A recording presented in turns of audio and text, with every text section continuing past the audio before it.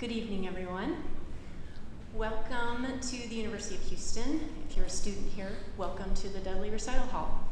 I'm Melissa Noble, the Managing Director of the Cynthia Woods Mitchell Center for the Arts, and we are just thrilled to be hosting Eiko Otake as part of our Visiting Artist program and to be co-presenting this performance with Aurora Picture Show. It has been a great pleasure to work alongside the team at Aurora, and I'd like to especially thank the curator, Salome Kokoladze, for her tireless attention to detail, Camille Gonzalez for shepherding this performance to fruition. I'd also like to thank the Mitchell Center staff, Sarah Gentz and Jen Bitwala, for their constant support. So a little bit about the Mitchell Center. We are really excited to support a variety of interdisciplinary programs on the campus and for our community.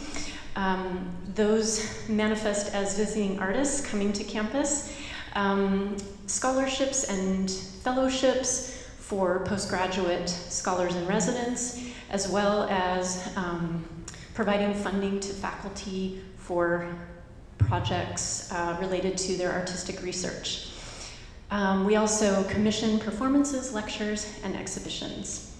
And so I'd like to now hand it over to Salome. Thank you very much.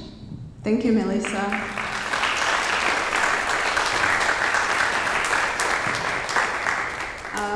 Melissa and I met over a year ago to talk about the possibility of bringing Eiko Otake to Houston, and it was very obvious from the very beginning that both Melissa and I shared passion and interest for Eiko's work, but also for interdisciplinary movement practices. So I'm really grateful that Aurora and Mitchell Center came together to make this program possible. And I also want to thank Mitchell Center staff, Melissa, Sarah Jench, and also everyone who helped out with the tech check and dress rehearsal in the past couple of days. Brian Bach, Felipe Zapiola, and Camilo Gonzalez, thank you for your tireless help. And I also will say a couple of words about Aurora. We are a nonprofit media arts organization, and we support artists through various artistic programming, but also through education and public programming. So if you don't know us, check out our website, aurorapictureshow.org. And today it is such an honor for me to introduce Eiko Otake to you all. Eiko is a Japanese-born, movement-based interdisciplinary artist, and she started her movement practice in early 70s. She briefly studied with the founders of the Japanese avant-garde dance Buto, specifically Kazuo Ono, and after moving to Germany, she studied with Manya Schmiel, who was a disciple and assistant of Mary Wigmans. And in late 70s, Eiko and her collaborator and partner Goma moved to New York City, and they're both based there today as well. And Eiko and Goma worked together for over 40 years, but in 2014, Eiko started her own solo practice and collaborative projects as well. She travels widely with her site-specific project, A Body in Places. And she does also duet project with various artists, including John Jonas, Ishmael Houston Jones, Wen Hui, and others.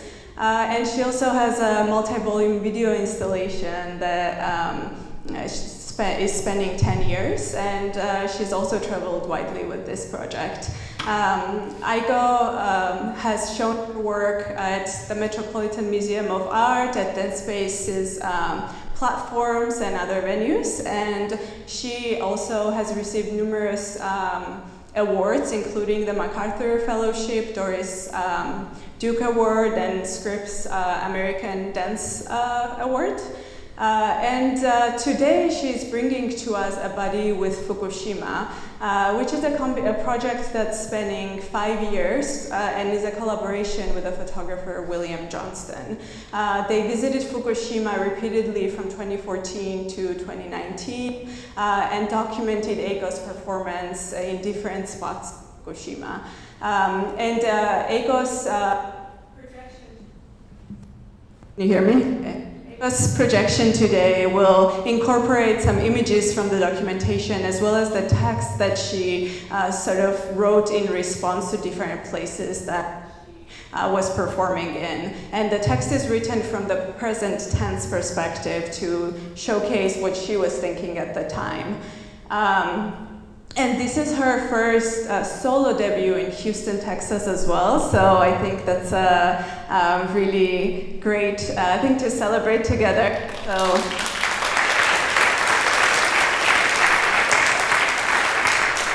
Thanks everyone for being here tonight, and after the performance, please stay here. We will have an artist talk and a Q&A. Thank you.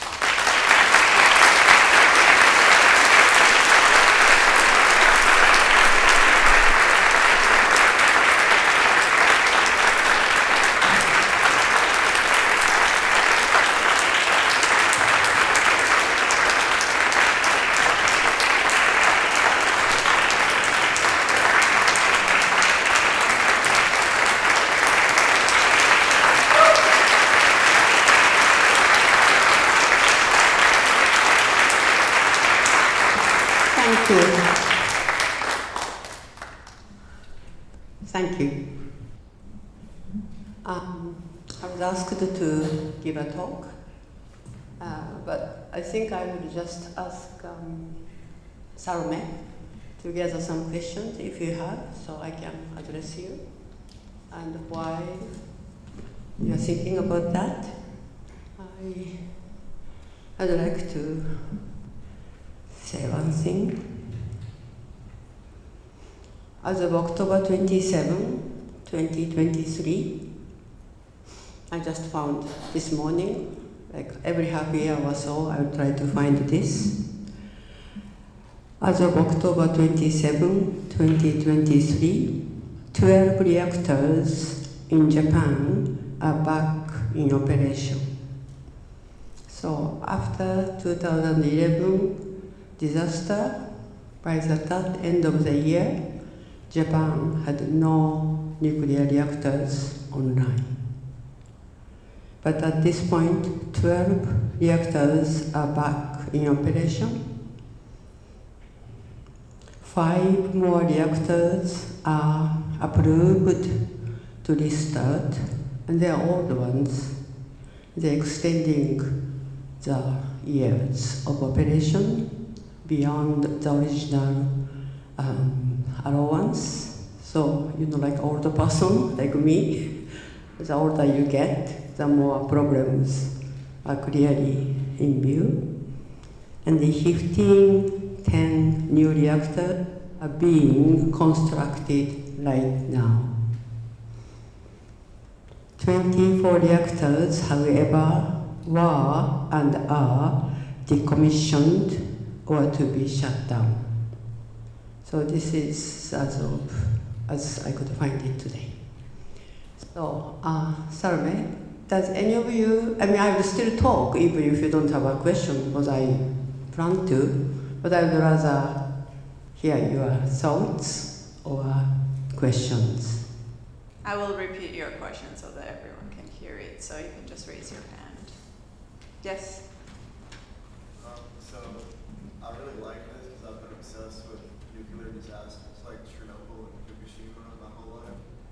And one thing that stuck out to me was you said in 2 slides. Do you people hear him? Or shall I just Give the mic. Maybe bring a mic. That will be easier.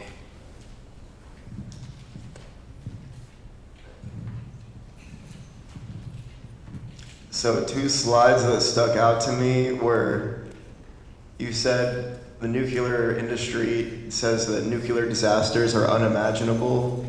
Why ignore our imagination?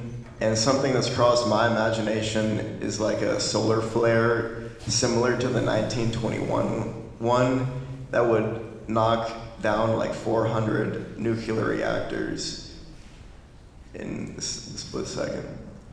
And if I have time, I will show you about this relationship. Who are you talking about unimaginable? Human being minus imagination, where do we get there? Are you guys professionals saying unimaginable? The whole reason to study is to study the history and data so that it is completely imaginable. And TEPCO, the company, had been told by many specialists that that kind of earthquake is completely possible. And that kind of tsunami was. So I don't understand why any hello words as it's funny. Okay. Maybe you can ask somewhere else. Do you have any questions? None. Yes. I can imagine that was a very emotionally demanding. Hello? Yes. Yeah, it's really strange. I come to you. I imagine that was a very emotionally demanding project. Can you talk us about how you prepared yourself for that kind of arc? Well, 2011, This is what happened, right? And I went there that summer with my high school friend without a camera. And that was hard. We are very chatty friends from high school, but I think we hardly spoke during that 4 days we were traveling together. And then when we went back with my photographer, he's an American historian on Japanese history. I think he cried pretty much for 3 days, and I could hardly move. So the first few places, I was hardly dancing because what's the point? But I wanted to be there. But in terms of preparing performance,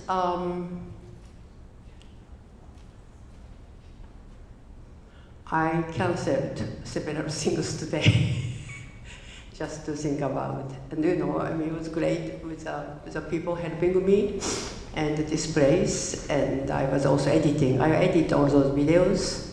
And it usually is 1 hour and 45 minutes length when I show it in festivals. And when I performed in Metropolitan Museum, it was 7.5 hours. So I just really, depending on the occasion, I edit. But by editing the video, I prepare myself. I imagine myself performing with that. And I'm improvising, but I have a kind of notes to myself. And even if I don't get there as I planned, I would not be discouraged because I have done this sometime. Yeah. If you don't mind, and you guys can also think about other questions, can I show them the #1 video and I can continue to talk on this? So the reason I wanted to bring a photographer is, if I shoot video is what it is. You shoot 3 minutes of video and that 3 minutes is 3 minutes. But photograph is a kind of moment. So, my friend Bill snatches that moment, but I can also change the orders. And I think that moment, as I hope you have done, and I do, even to this degree, to this day, what is that moment represent? So we did a photographic exhibition, and you can play, this is a video. And because I am nobody in the visual art world, I'm a small somebody in the dance world in New York downtown because of my accent. People know me. So this was the St. Mark's Church in downtown East Village. This is a cathedral on Amsterdam Avenue, 110th Street. It's the world's largest cathedral. So we had a photograph show, and I have done the photograph show at this point like 10 different places, including Chile. And this is a more normal wall, but the one that you just saw before was, if I don't have a wall in a historical building, I cannot put it on a wall, I put it on the floor. Yeah. So I kind of use myself in a way that I am not a visual artist with a great gallery. I just show those work as much as possible where I can. And you can skip to the next video. This I don't talk. To the life and work of Kyoko Hayashi. Hayashi, pause for a moment. Nobel writer and Nagasaki atomic bomb survivor. Sorry, I just have to explain. So this is, you can buy it in Amazon. I don't get any money, so you don't have to buy it. I have also that, but my student did this. And I studied about atomic bomb literature. And Kyoko Hayashi is a great writer and author, and I really liked her work, so I actually translated it and published it. So after Fukushima had happened, we talked a lot. We talked a lot before Fukushima had happened, and so 6 years after Fukushima's disaster, I created memorial, because 5th year, many newspaper articles and many podcasts. 6 years, not much. So I didn't want people to forget, or myself to forget. So I did those photo exhibitions, and I also did 4 hours memorial, where I asked my friends to perform with me or without me. And that day I found out the author of this person has died. So I kind of spoke a little bit about that in memoriam. Can you play? Passed away on February 19 at the age of 86. Earlier friendship, overwhelmed by her stories, I said what many people would say to atomic bomb victims. I can't even imagine. She looked at me square and said, "Are you that stupid? Do you really need to experience atomic bomb and radiation sickness in order to understand?" Since then, I have prohibited myself and my students from using this phrase. I can't even imagine. Instead, I ask, how can we imagine other people's experiences? How can we make the distance between here and there variable?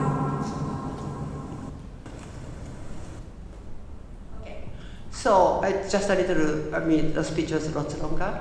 So what I wanted to share with you, because I also had a pleasure of guest teaching yesterday at class and tomorrow too. In my class, I prohibit my students to say cool and interesting, and I can't even imagine. And it's hard, because interesting and cool is all over the place. And we all catch each other and we just bang the floor. And when we found that, including myself, we end up saying it, everybody has to rephrase that. What does it mean interesting? What does it mean cool? But then I can't even imagine, it's exactly what I was talking earlier. So many professionals in a natural disaster say it was unimaginable. So at this point, any natural disaster is actually man-made. If the earthquake is not man-made, what happens with earthquake is a lot to do with policies and plans, and also the architecture laws and restrictions and all that. So and every first disaster, such as Fukushima, was actually slow coming. So I really found out myself, having studied about atomic bomb for a very long time, not because I'm Japanese, but because I live and work in America. Atomic bomb is an American history. It's not actually so much Japanese history because only people in Hiroshima and Nagasaki experienced it. And it's an international history, very important one, nuclear matters. So as a person who cannot vote, I just try to do my own share and teaching and researching and always holding the place about nuclear matters. So Fukushima is definitely one of them. And with you all, we are all very much heartaching with what's happening in the world. But as you do know immediately, whether it's Russia, Ukraine, or Israel, the nuclear bomb is right there, underneath of it, on the surface of it. So even though Fukushima seems to be far away now, while every nuclear plant exists, there is always a probability. The probability is a science. And as I said earlier, the older you get, the probability gets more and more. The more number of the reactors, of course, the probability goes higher and higher. So to me, it's not a political speech. It is about me, contemporary artist, and where does my dance and body exist. So nuclear matter, definitely, as much as, I'm not blinded by only that, of course, that we should still talk about the whole different environmental issues. But very much as a person who had been dancing, I kind of would like to bring myself a situation.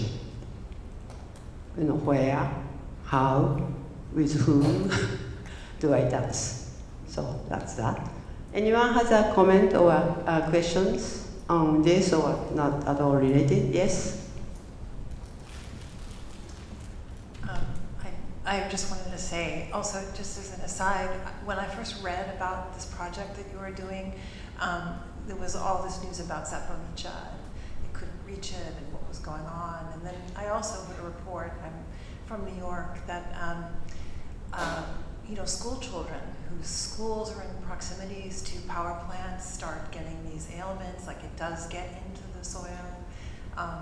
But I just wanted to say it was really powerful and just really beautiful in a way, like Black Rain, the Shoya Nomura film, is so powerful about the nuclear bomb, but at the same time, like when you take it in, the images are so beautiful. I have to use that word, and that's also what came to me too. It's just, I loved looking at those images, and for me, I felt like you were inviting us to be witnesses with you. Like, I felt like I was inside it, and together we were bearing witness to this. It's really... Thank you. This was very, very kind remark.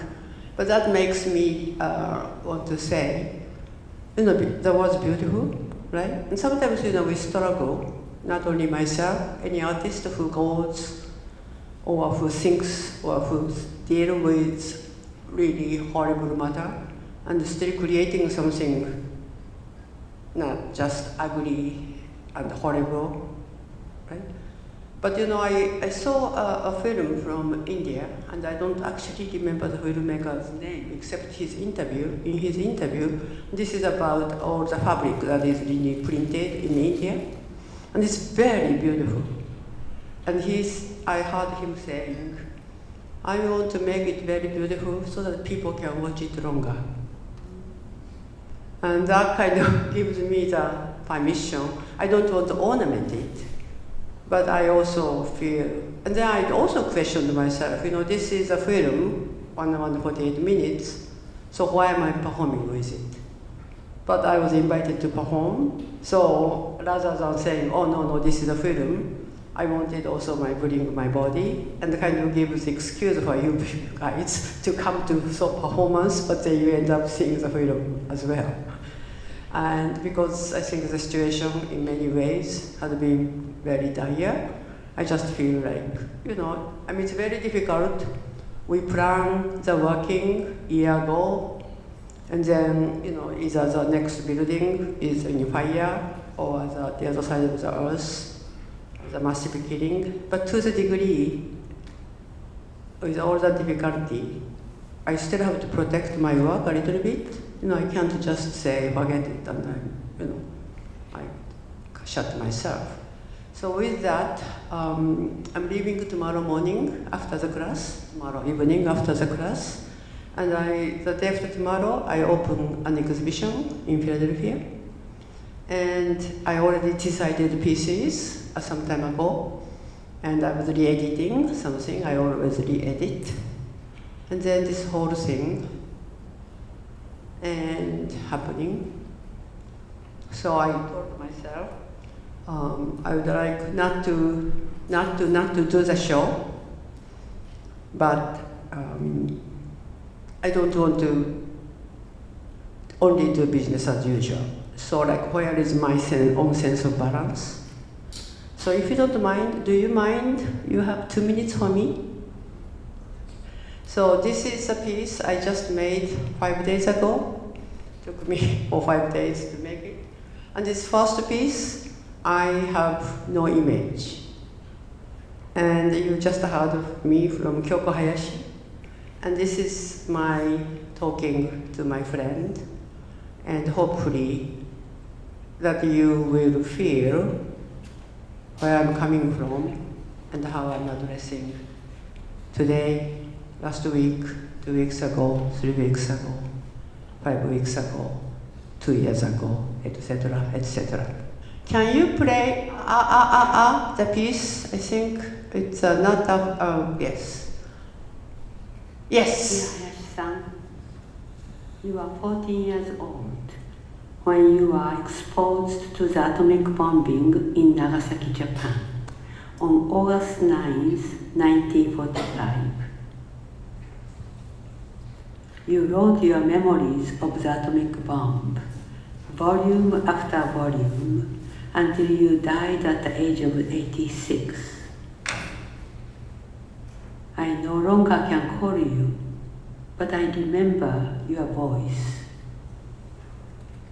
I no longer can receive your letters, so I read them again and again. Your words are intimate and candid. That tells me I was your friend. The death of a person one knows deeply takes a long time to complete. In me, you keep living and dying. When I dance solo, I often imagine you strolling with me. Aisa, you told me people killed in massive violence were deprived of their own personal death. You also said bodies I saw on August 9th in Nagasaki had no outlines. You asked me to think about that kind of body when I perform. I live differently because of you. Our conversations were our duets. Aisa, you wrote, on my last day, I will cry out loud, pouring my heart out to the world as I live it and am done with it. Hayashi-san, I join you in crying loudly.